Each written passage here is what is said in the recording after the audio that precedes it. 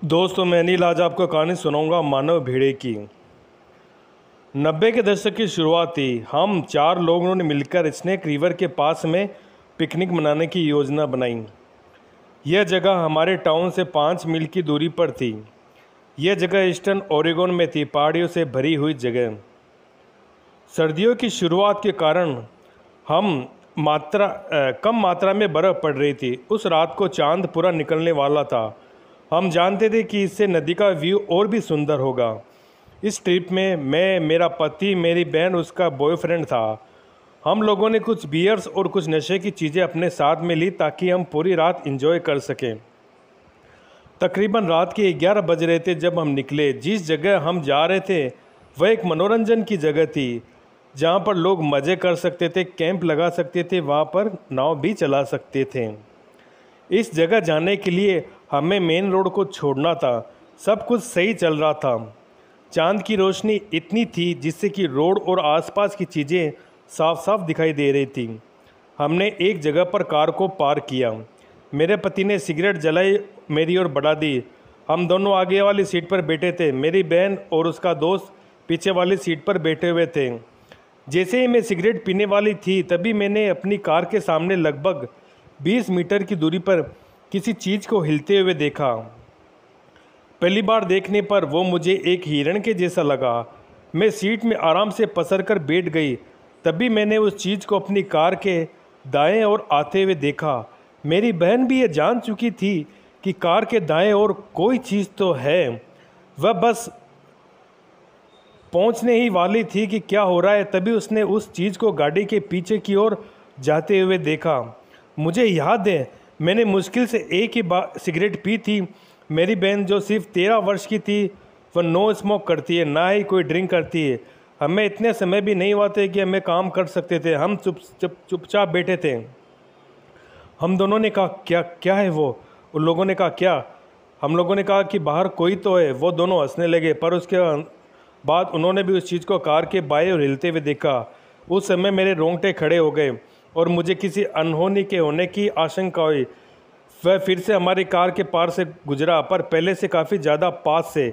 इस समय तक मैं चाहती थी हम वहाँ से जल्द निकल चले। हम सब पूरी तरह से डर चुके थे।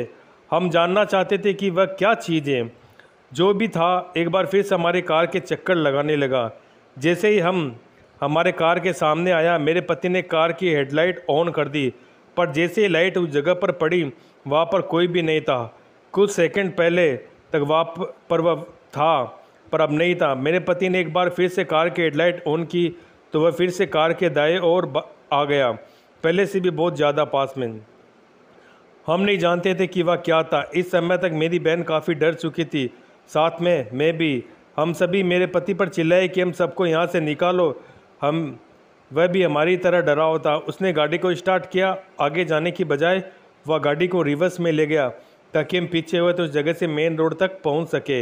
हम किसी तरह से चलते फिरते फिसलते हुए ऊपर चढ़ते हुए मेन रोड पर आ पहुंचे। हमने सोचा कि अब सब ठीक है, पर तभी मैंने अपनी ज़िंदगी की सबसे डरावनी चीज़ का अनुभव किया जिसे शायद ही मैंने पहले कभी महसूस किया। जैसे ही हम ऊपर चढ़े, हमने देखा कि कार की हेडलाइट की रोशनी जहाँ पर जाकर ख़त्म हो रही थी उस जगह पर एक जानवर खड़ा था। वो उस जगह पर एक ऐसे आदमी की तरह खड़ा था जो पूरी तरह से बड़े बड़े बालों से ढका हुआ हो तथा बहुत ही पतला हो। जब उस पर लाइट पड़ी तो वह मुड़ा। अब हम उसको पूरी तरह से देख पा रहे थे। वह मेरी आंखों में देख रहा था और कसम से उससे मेरी दिल की धड़कन बस रुकने ही वाली थी। उसकी आंखों की जगह गहरे काले गड्ढे थे और उसकी आंखों में दहशत और पागल के पन के सिवा और कुछ नहीं दिखाई दे रहा था। ऐसा बस कुछ सेकंड के लिए हुआ था। तभी मेरे पति ने कार की स्पीड बढ़ाई। वो उसको कार से टक्कर मारना चाहता था, पर वो जानवर वहाँ से बड़ी तेज़ी से गायब हो गया, मानो जैसे ही पहले वह वहाँ था ही नहीं। वो हेडलाइट की रोशनी से क्यों डरता था यह तो मैं नहीं जानती, पर जितनी तेज़ी से हो सके हम उतनी तेज़ी से उस जगह से निकल गए। बाहर बहुत ठंड थी। ठंड के उस समय में बाहर न तो कोई आदमी होता और ना ही कोई दुकान खुली होती। दूसरी बात, वह इलाका बिल्कुल सुनसान था। रात के उस समय में वहाँ मुश्किल से कोई गाड़ी दिखाई देती थी। हम नहीं जानते थे कि वो क्या था और वो कहाँ से आया था। ये बात कुछ समय पहले की है। हमें जब लोगों के घर में डर होता था, रात को अगर कोई औरत रोटी और प्याज मांगे तो उसे मत देना, हर कोई बोलता था। लोगों के मन में इतना डर बैठ गया कि कोई भिखारी अगर दिन में रोटी और प्याज सब्जी मांगने आता तो उसे मना कर देते हैं। यह कहानी 2008 की है, जब ऐसी बातें सुनने को मिलती थी। दिल्ली, राजस्थान में और कई शहरों में लोग बोलते थे रात में अगर रोटी और प्याज मांगने आए कोई भी तो उसे मत देना। यह कहानी कर्नाटक के एक छोटे से गांव की है जो कि बहुत फेमस हो गई थी। वो रात को 12 से 5 बजे के बीच में आती है, घर के आकर बाहर जाकर मदद मांगती है, दरवाज़ा खटखटाती है। इस आवाज़ में खटखटाती जिससे कोई घर का सदस्य अगर कोई दरवाज़ा खोल देता है तो वो उस रात मारा जाता था। रोज़ एक मृत्यु होती थी। तब जाकर गांव के लोगों ने पंडित से पूछा। पंडित ने बताया कि वह चुड़ैल तुम्हारे गांव से बदला लेने आई क्योंकि तुमने उस चुड़ैल को मारा था। तब गाँव वाले ने सोचा, उन्हें याद आया कि हाँ, उन्होंने एक औरत को कुछ महीने पहले मार दिया था क्योंकि वह बच्चों की बलि चढ़ाती थी, वह काला जादू करती थी, उसी कारण उस औरत को मारना पड़ा था।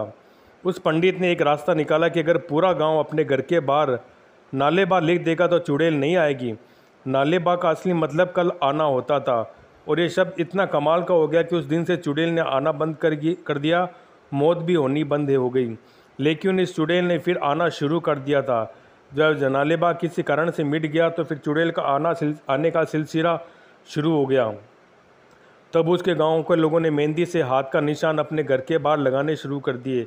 वह मेहंदी के हाथ किसी कुंवारी कन्या से लगवाते थे, जिसका असर चुड़ैल पर हुआ। मेहंदी के हाथ का असर हुआ, उसका आना बंद हो गया। ऐसा कहते चुड़ैल उस मेहंदी के हाथ से चुड़ैल डर कर मर गई।